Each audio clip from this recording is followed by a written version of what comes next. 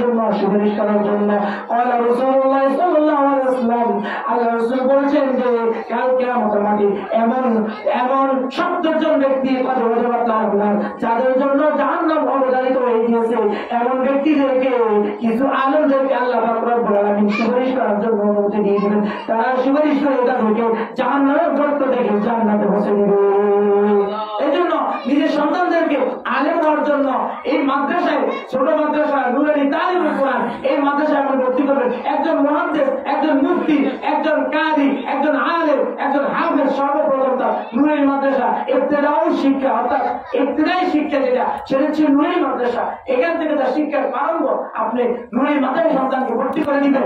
এই নুরানি মাদ্রাসা থেকে আস্তে আস্তে হাঁটিয়ে বাবা করে সে হাফেজ হবে, আলেম হবে, মুফতি মুহাদ্দিস বলবে, সে আল্লাহ আল্লাহ রাসূলের সাথে তার সম্পর্ক হয়ে যাবে। সে দোয়া করবে।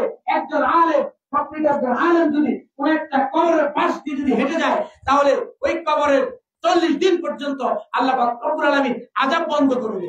তাহলে এরকম আলেম বনা আমাদের প্রয়োজন আছে না? আপনি পারেন না, আপনার সন্তানকে করবেন। আপনার সন্তান পারেন না, আপনার নাতিকে করবেন। আপনার নাতিও না, আপনার পাড়া পড়শি দিয়ে, পাড়া পড়শি যারা আছে তাদেরকে বুঝে শুনতে মাদ্রাসা ভর্তি করে আপনি সে হাদিসের অংশ গ্রহণ করবেন। আদ-দালুল খায়রি কাফাআল। আল্লাহ রাসূল বলেছেন, কোন একটা ব্যক্তি যদি কারো ভালো কাজের পথ দেখায়, সেও ভালো কাজ করার মতো সওয়াব পায়। এই সহযোগিতা আমরা করবো তো ইনশাআল্লাহ। এই নুরানি মাদ্রাসাগুলা আমাদের জীবন, আমাদের মরণ, এরাই আমাদের এক সময় রাহবার হয়ে এরাই জানাজা পড়াবে। এরা আমাদের জন্য হাত তুলে দোয়া করবে। কবরের পাশে দাঁড়িয়ে সূরা ফাতিহা পড়ে আমার তো এসআরএস সওয়াবের জন্য তারা দোয়া করবে। এরা আমাদের পাথে, এরা আমাদের সম্পদ। এই নুরানি মাদ্রাসা যদি 3 সিট ঘর পাশে কাঠ দিয়ে 3 সিট দিয়ে একটা ঘর, এটাই কাল কিয়ামতের মাঠে আপনার নাজাতের জরিয়া হতে পারে। আল্লাহ তাআলা আমাদের সকল মুরব্বিয়ান ইকরাম এবং আমাদের উলামা যারা উপস্থিত এবং দূর দূরান্ত থেকে যারা শুনছেন, সবাইকে আল্লাহ পাক রব্বুল আলামিন এই মাদ্রাসার সাথে সম্পর্ক রেখে, আলেমদের সম্পর্ক রেখে রাসূলের হাদিসের উপর আমল করার জন্য তৌফিক দান করুন। ওয়া আখিরু দাওয়ানা আলহামদুলিল্লাহি রাব্বিল আলামিন।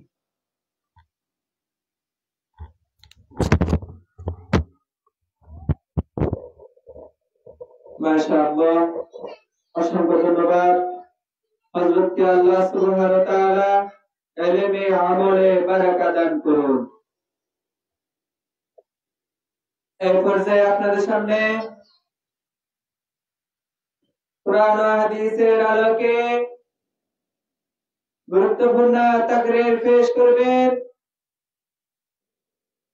পশ্চিম সুরাদিয়া রাস্তার মাথা দারুল কুরআন মাদ্রাসার সুনামধন্য মুহতামিম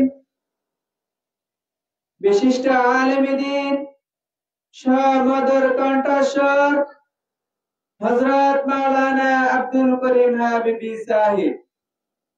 হযরত মাওলানা আব্দুল করিম হাবিবি সাহেব হযরতের গুরুত্বপূর্ণ তাকরীর পেশ করার জন্য সাবিনায় অনুরোধ জানাচ্ছি।